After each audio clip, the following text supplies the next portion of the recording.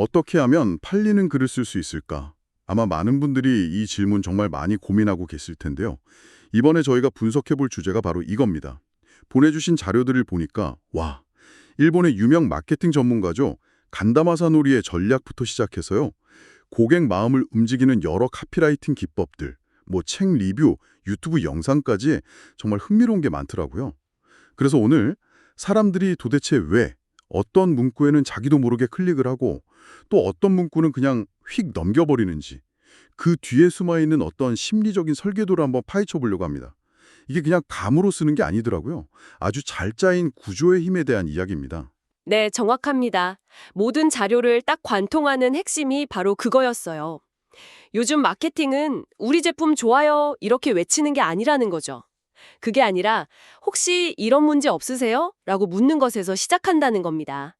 그리고 그 질문을 가장 효과적으로 던지는 방법으로 거의 모든 자료에서 공통적으로 언급하는 공식이 하나 있었죠.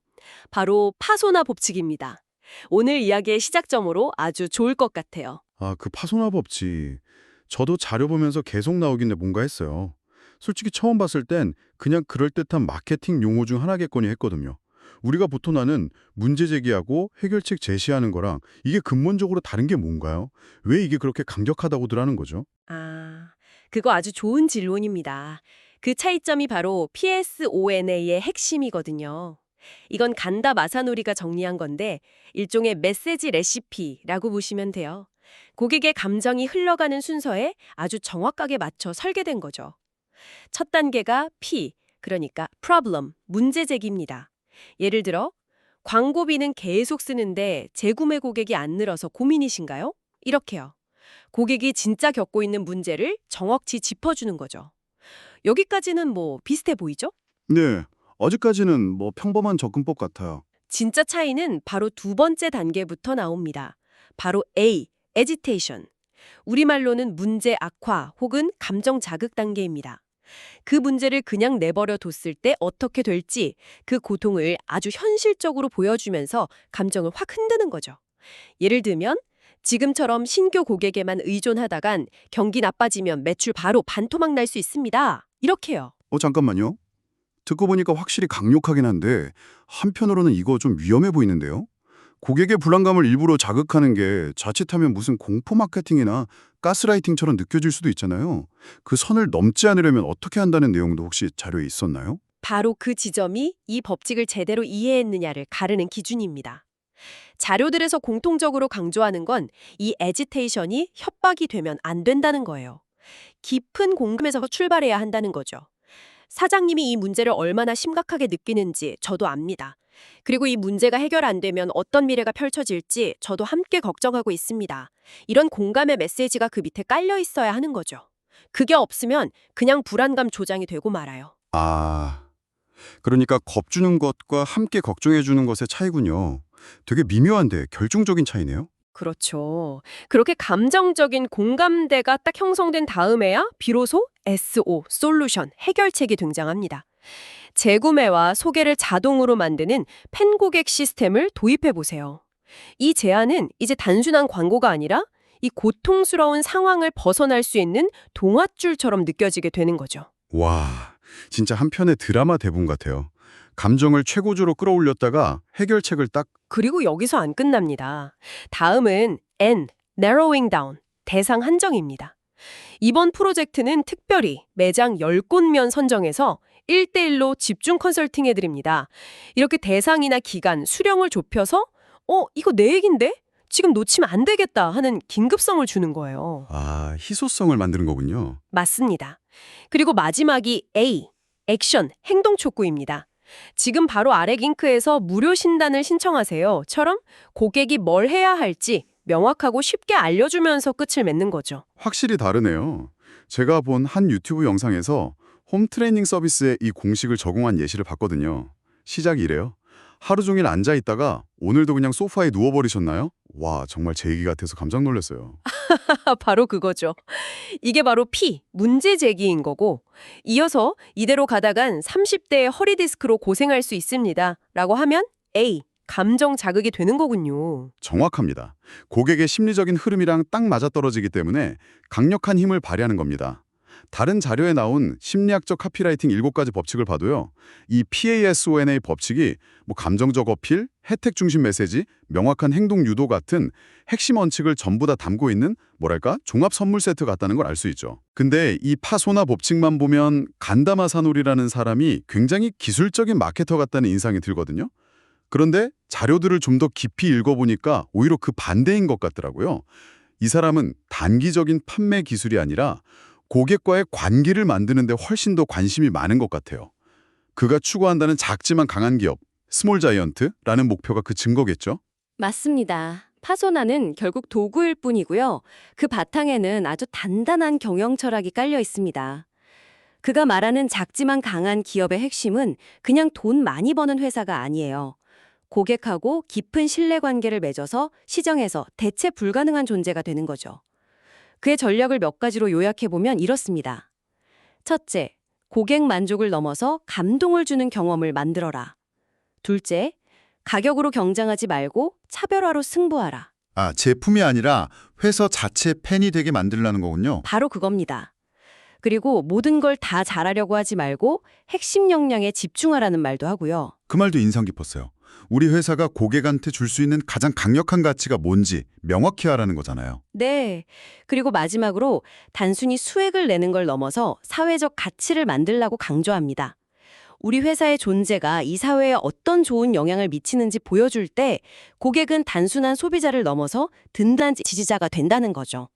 이 모든 게 결국 장기적인 관계를 위한 철학인 셈입니다. 지금 그 말씀을 들으니까 갑자기 다른 자료 내용이 딱 떠오르네요. EBS 비즈니스 리뷰 영상에 나온 카피라이터분이요.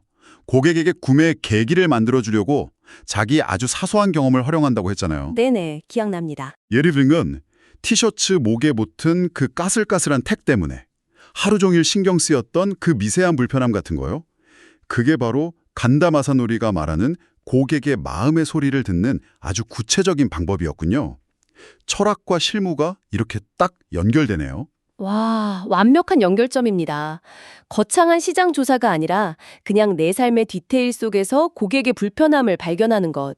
그 카피라이터의 접근법이 바로 간다 마사노리 철학의 아주 현실적인 예시인 셈이죠. 고객이 이거 완전 내 얘긴데? 라고 느끼는 바로 그 순간, 그때부터 진짜 관계가 시작되는 겁니다. 그리고 그게 바로 작지만 강한 기업의 출발점이고요. 좋습니다. 그럼 이런 고객 감동이나 차별화 같은 철학을 실제 글로 옮기는 게 진짜 과제겠네요. 마음은 알겠는데 막상 빈 화면을 딱 마주하면 첫 문장을 뭘로 시작해야 할지 막막할 때가 정말 많잖아요. 공유해 주신 자료 중에 바로 이 백지 공포를 해결해 줄 뭐랄까 치트키 같은 것도 있었죠. 네, 있었습니다. 무조건 팔리는 카피 단어장이라는 책을 다룬 유튜브 영상이 바로 그 치트키를 소개해 주더라고요. 이 책은 이론서가 아니라 말 그대로 800개의 단어랑 2,400개의 예문이 담긴 실전형 도구 모음집이에요. 근데 여기서 중요한 건 문장을 그대로 베껴 쓰라는 게 아니라는 점입니다. 문장을 베끼는 게 아니면 어떻게 활용하라는 거죠? 문장의 구조를 빌려오는 겁니다. 구조요? 네. 예를 들어 책에 실무 경험이 모자란 관리자가 흔히 하는 실수라는 문장 구조가 있다면 이걸 통째로 가져오는 거예요. 그리고 내 상황에 맞게 단어만 바꾸는 거죠. 청소 경험이 적은 자취생이 자주 하는 실수라거나 투자 경험이 부족한 20대가 흔히하는 실수처럼요. 단어만 바꾸면 무한하게 새로운 문장을 만들 수 있는 일종의 문장 생성기인 셈입니다. 우와, 그건 정말 유용한 팁인데요. 뼈대를 빌려와서 내사를 붙이는 방식이군요. 또 다른 자료에서는 아예 후킹 문구 50가지를 목록으로 쫙 정리해 줬더라고요. 아무도 말하지 않은 주제에 관한 진실이라던가 결과를 원한다면 따라야 할 숫자 가지 스텝 뭐 이런 것들이요. 글쓰기가 진짜 막막할 때 이런 것들 중에 하나 골라서 시작하면 정말 큰 도움이 될 것 같아요. 바로 그런 도구들이 백지 공포증을 극복하게 해주는 거죠. 하지만 도구는 항상 양날의 검입니다. 잘못 사용될 수도 있죠. 한 블로그 게시물에서는 오히려 고객을 떠나가게 만드는 흔한 카피라이팅 실수들을 아주 명확하게 지적하고 있었습니다. 어떤 것들이 있었죠? 저도 모르게 하고 있는 실수가 있을 것 같은데요. 첫 번째 실수는요, 너무 많은 메시지를 한 번에 담으려는 욕심입니다. 우리 제품 장점이 10가지면 그걸 다 말하고 싶은 거죠. 하지만 결국 고객 머릿속엔 아무것도 남지 않습니다. 하나의 글에는 하나의 핵심 메시지만, 이게 중요합니다. 아, 찔리네요. 그리고 두 번째는 철저히 판매자 중심의 언어를 사용하는 겁니다. 아, 그거 정말 공감돼요.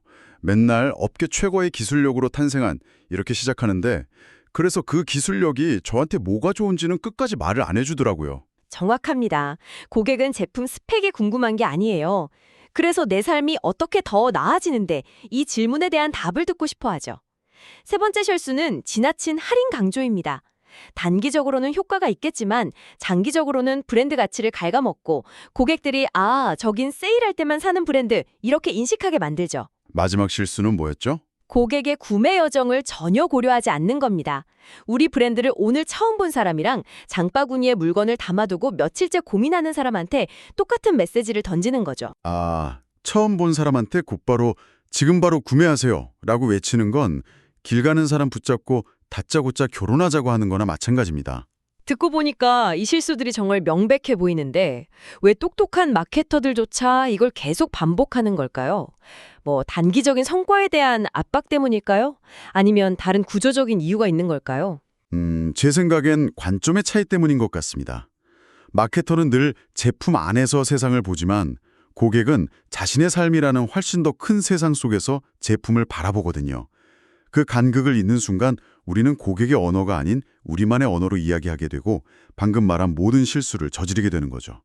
결국 고객의 신발을 신어보는 것을 얼마나 습관처럼 하느냐, 그 문제인 것 같아요. 자, 그럼 오늘 나눈 이 모든 내용을 한번 정리해보죠. 저희는 파소나라는 아주 구체적인 공식에서 출발해서 작지만 강한 기업이라는 경영 철학을 거쳤고요. 또 실용적인 글쓰기 도구와 흔히 저지르는 실수들까지 살펴봤습니다. 이 모든 걸 관통하는 하나의 키워드를 꼽으라면 역시 고객에 대한 깊은 이해와 공감, 이게 아닐까 싶네요. 바로 그겁니다. 모든 전략과 기술의 종착점은 결국 하나입니다. 무엇을 팔까라는 질문을 어떤 문제를 해결해 줄까라는 질문으로 바꾸는 것. 효과적인 마케팅은 가장 큰 스피커로 외치는 게 아니라요. 가장 가까이 다가가서 귀 기울이고 당신을 이해합니다. 그리고 제가 도울 수 있습니다. 라는 메시지를 정확한 언어로 전달하는 것이죠. 간다마사 노리의 구조적인 접근법이든 EBS 영상 속 카피라이터의 경험적인 접근법이든 그 목표는 결국 같다고 봅니다. 마지막으로 이 모든 논의를 바탕으로 생각해 볼 만한 질문 하나를 던져드리고 싶습니다. 이 전략들은 결국 소통에 대한 이야기입니다. 여러분이 개인적으로 신뢰하고 오랫동안 좋아해온 브랜드를 한번 떠올려 보세요. 그 브랜드는 당신에게 어떤 종류의 카피를 사용하고 있나요? 당신의 눈길을 사로잡았던 기발한 후킹 문구였나요? 아니면 당신의 마음을 울렸던 진솔한 스토리였나요?